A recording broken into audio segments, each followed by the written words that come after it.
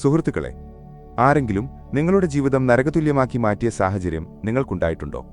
ഓരോ ദിവസവും മുന്നോട്ടു പോകുന്നത് ഒരു ഭാരമായി തോന്നിയിട്ടുണ്ടോ?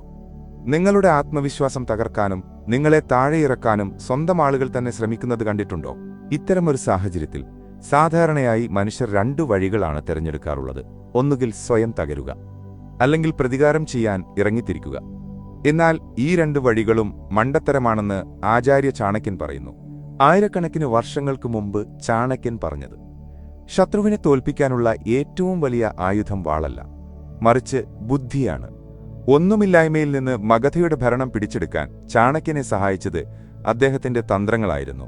ഇന്ന് നമ്മൾ ചർച്ച ചെയ്യുന്നത് ആരെങ്കിലും നിങ്ങളുടെ സമാധാനം നശിപ്പിക്കുമ്പോൾ അവരെ നേരിടാനുള്ള ചാണക്യന്റെ 10 സുവർണ തത്വങ്ങളെക്കുറിച്ചാണ്.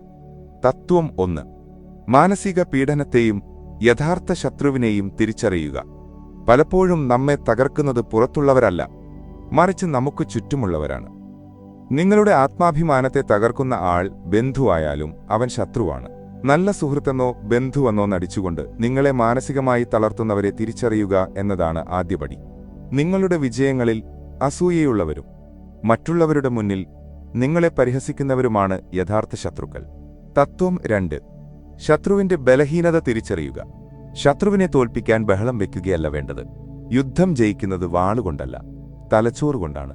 ഓരോ വ്യക്തിക്കും ഓരോ ബലഹീനതയുണ്ടാകും. അത് അത്യാഗ്രഹമാകാം, അഹങ്കാരമാകാം, അല്ലെങ്കിൽ നുണ പറയുന്ന ശീലമാകാം. ശാന്തനായി ഇരുന്ന് അവരെ നിരീക്ഷിക്കുക. ഈ നിരീക്ഷണമാണ് നിങ്ങളുടെ ഏറ്റവും വലിയ ആയുധം. തത്വം 3: നിശബ്ദതയുടെ കരുത്ത്.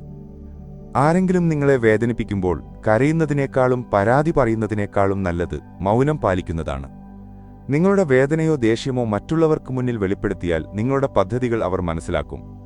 നിങ്ങൾ തളർന്നിട്ടില്ലെന്നും അവരുടെ തന്ത്രങ്ങൾ നിങ്ങളിൽ ഏൽക്കുന്നില്ലെന്നും കാണിക്കുന്നത് അവരെ കൂടുതൽ അസ്വസ്ഥരാക്കും. തത്വം 4: ശത്രുവിന്റെ അടുത്ത നീക്കം മുൻകൂട്ടി കാണുക. ശത്രുവിനെ തോൽപ്പിക്കാൻ അവന്റെ അടുത്ത നീക്കം എന്താണെന്ന് മനസ്സിലാക്കണം. അവർ ആരുടെയൊക്കെ ഉപദേശമാണ് കേൾക്കുന്നത്, അവരുടെ ശക്തി എവിടെയാണ് എന്നൊക്കെ പഠിക്കുക. ശത്രുവിനെ തോൽപ്പിക്കാൻ അവരുടെ മാനസികാവസ്ഥ മനസ്സിലാക്കുക എന്നത് അനിവാര്യമാണ്. തത്വം 5: സ്വയം ഉയരങ്ങളിലേക്ക് വളരുക. ഒരാളോട് പ്രതികാരം ചെയ്യാനുള്ള ഏറ്റവും നല്ല മാർഗം അയാളെക്കാൾ ഉയരത്തിൽ വളരുക എന്നതാണ്. ശത്രുവിനെ തല്ലാനോ പിടിക്കാനോ നടക്കാതെ അവരെ നിസ്സാരരായി തോന്നുന്നത്ര ഉയരത്തിൽ നിങ്ങളെത്തണം. നിങ്ങളുടെ കരിയറിലും പഠനത്തിലും ശ്രദ്ധ കേന്ദ്രീകരിക്കുക. ശത്രുവിനുള്ള മറുപടി നിങ്ങളുടെ വളർച്ചയാകട്ടെ.